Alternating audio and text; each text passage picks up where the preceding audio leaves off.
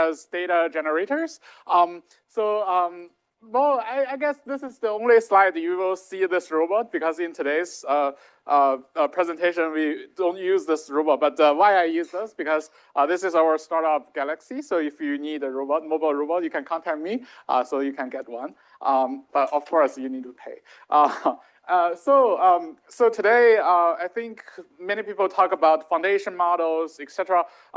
So I also want to talk about how can we get the data and can like traditional motion plan to serve as data generators. Okay. So when we browse history of different AI areas, like the AI system usually start like this. Like there are different connected modules with different size, different functionality, and then everything become sort of end-to-end. They remove those modules. They have a neural network to learn everything and try to output the the goal, whatever goal you have, language, vision, right? And then just end-to-end is not enough. Some people say we need to inject some human prior, inductive bias into the AI system. Like I think maybe in 2019, there are many people trying to say CNN is not enough and try to maybe inject physics, inject all kinds of neuroscience inductive bias into these kind of neural network AI systems. But soon, well, we all know what happened, right? Like instead of injecting human priors, we want to give it the infinite amount of data. And then let the model, let the system to learn the prior by itself. And here we have the foundation models, no matter it's LLMs, VRMs, or vision foundation models such as segment anything model or stable diffusion, or the recent CVPR best paper award, VGGT. I think they all tell us one thing, that is with enough data, we don't even need to inject anything. Maybe some prior in architecture, but especially the VGGT, right? Like, well, in vision guys' mind, they usually think geometry is very important. They have a lot of geometric priors in their 3D models, but VGGT sort of say, if you have a very good transformer, if you have enough data, if you train for 2 weeks instead of 2 hours, you will have an AI system that beats all the previous models. So that's, well, the status. And it's kind of sad, right? That kind of means we spend a lot of time inventing new methods, inventing smart methods, but ultimately these methods only help us to understand these tasks. They don't actually help us to build the ultimate AI system. But in robotics, I think things are sort of different, right? Because we all know robot data are very expensive. And this is a photo from Mobile Aloha, because I think that's the most representative photo of how you collect demo in robotics now. And you usually have either a robot arm in your hand or a VR device try to collect demos. And so that being said, it at least costs one person. Here, it costs one PhD from Stanford University, but in our company, in our startup, it costs one teleoperator, one worker, but still it costs one person. So the question we want to ask is, can we actually use motion planners to generate data instead? Right? We have spent so many years in improving motion planning, avoid collision, solve all kind of constraint optimization. So will those motion planners be integrated in the AI system? Well, because I'm a robot learning person, so I would say maybe no. Maybe ultimately the AI system for robot is also end-to-end, maybe with some VRM. But the good side is we can at least provide data for those end-to-end model using those motion planners, and that's a gigantic contribution. So here I will show 3 ways to use motion planners as data generators. First is motion planners can be semantically generalizable data generators with the help from vision foundation models. Let's see the intuition. So when we are looking at how human is interacting with this world, we find whenever I see a new object, for example, maybe this microphone, I will say, maybe I have never seen this microphone, well, in my previous life. So I will say, I have used a fork, or I have, picked up a rose, well, maybe from previous time, and then I would say they have, well, sort of similar morphology and sort of similar functionality, right? And then I can generalize with those kind of memory. So when we are thinking about how robots can generalize to new objects, we can use the same way, right? We can find correspondence, and this correspondence is beyond category. So you don't want to align, maybe one fork to another. Maybe you also want to align one. Sorry, there is an online audience. Let me unmute. Okay. So maybe we also want to align the microphone with the fork, etc. And if the robot can have this kind of ability, then we can generalize. We can generate very generalizable data, right? We can just do one time of motion plan to grasp one object. And then if you change to different novel object categories, I can use the old knowledge to do the new task. And then we can get those data for free, almost for free. So, so we originally have a paper called Robo ABC trying to do this. And then recently we have an improved version called dense matcher. So in dense matcher, this is our pipeline. We have, for example, we have an onion that is an input mesh, and it's multi-view. We have multiple cameras. And then we can have multi-view rendering of the onion. And next, we will use stable diffusion and Dino as the feature extractor. They are frozen. We are just using those vision foundation models to extract some meaningful, semantically meaningful feature. And next, we will use the fit up technique to try to, try to make the dimension of the, small feature larger. Then we can have high resolution features using fit up. And those are the feature maps for the different renders. And next, we will do projection of those features from multi-view to the objects. And for the next step, we will have the mesh again of the onion, and with a diffusion network, training it to have a feature-covered 3D object, right? And this time, the mesh is covered by all kinds of feature vectors on top of it. And this is one thing. And what's the objective of this network? Is trying to do functional map between two onions, or maybe an onion and an apple. So, for example, here we use two onions. Both of them are onions, but they are very different. But we want to have a functional map between them so that I know, okay, the bottom of onion 1 is the same as the bottom of onion 2. And if we can find the correspondence of these objects, I can generalize. And then if I can manipulate one onion, I can use the same motion plan to manipulate the other onion. And then finding those correspondence become very important. And with this dense matcher pipeline, we can achieve this.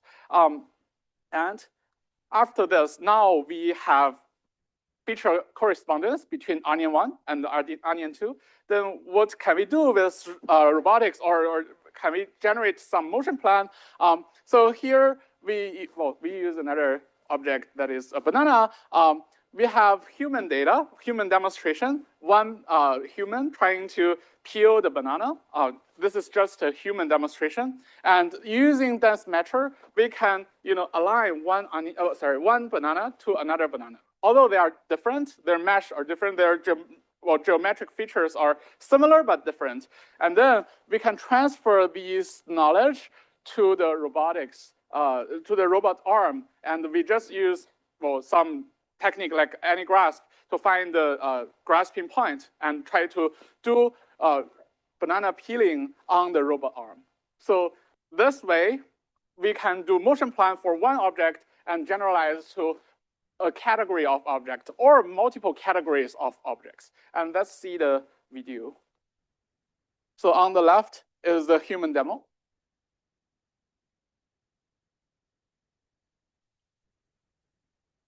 Yeah, this human is trying to peel the bananas. And on the right is how we transfer the knowledge to our dual arm system.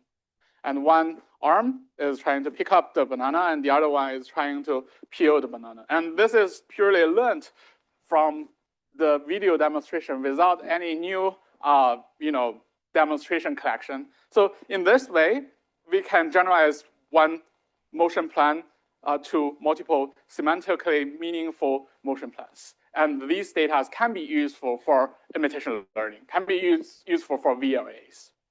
Okay, and the next thing is motion planners can also be spatially generalizable data generators. So previously we talked about like semantically generalizable, right? Like one banana to another, one onion to another, or even a fork to a rose if you check online our robot ABC paper. And here we also care about another generalization concept that is spatial generalization, right? If we can pick up one object in the middle of the table, on the middle of the table, can we pick it up when the location of this object moves? So in like imitation learning, such as diffusion policy or ACT, usually you need to randomize the demo collection procedure. You just randomly throw the objects and then pick it up. And when you have maybe 1K demos, it generalizes much better than 10 demos. And here, we use another way that is called DemoGen. I think you will also find it in the main conference of RSS. So in DemoGen, we only use one demonstration and motion plans to augment these data, and then to achieve that 100 demos or maybe 1,000 or 1,000 demos quality, right? So DemoGen is very simple. Let me show you the video. So for example, this is the demo we collected. This robot arm trying to pick up object and put it in the basket. And we all know, well, the procedure is very simple. You just reach there, grasp, and reach another place and place. And if everything is in RGBD space, we use RealSense camera to extract the point cloud, and then we have semantic masks to extract different objects. And since we already know the trajectory, we can move the object on the table. So the object from one location can be moved to another one. Anything that you need to change is just the motion plan, right? Because the grasping posture, the grasping action are very similar. So you only need to do replanning. And these things are only done in your computer. So you don't need the real robot to roll out the new motion plan. You just use your computer to compute the new trajectory and trying to use those point cloud to generate new data. You don't really need real wall clock time consumption. Okay, so in this case, that's everything in DemoGen, but since we already have a lot of prior knowledge about motion plan, so in DemoGen you can, okay, so in DemoGen you can try to do obstacle avoidance and etc. And here I will show you some results. So this is from one source demo. Is it moving? Okay, it's frozen. Okay, I'm not sure why it's frozen, but from only one single demo with DemoGen augmented policy, you can put the object anywhere inside the workspace of the robotic arm, and the robot arm can generalize. So that means you only need one demo in the future if you have a very high quality 3D camera, and then try to do DemoGen with maybe 10 seconds, and then you can, boom, your policy can be generalizable in terms of space. All right, so, and lastly, that is motion planners are agile data generators. So in China, there is a famous like park game called ring tossing. You can toss the ring and try to get your gift if you successfully get the object. And we are thinking about, can we actually use a robotic arm to do that? And previously, we tried to use RL to solve this, but it's not ring tossing, but it's like catching objects. But we find that using RL is, well, the exploration is hard, designing reward is hard, and you either need to face sim to real challenge or real world RL challenge. That is not, we are not happy with that. So so this is an ongoing project. We actually use motion plan in the simulator, and we also see positive results in the real world. It can have 100% of success rate to do ring tossing. And if you use a human teleoperator to do that, you can only achieve maybe 20% of success rate. So for highly dynamical motion, you do need motion planners, and then you can use that to train your imitation learners. All right, I think that's almost there.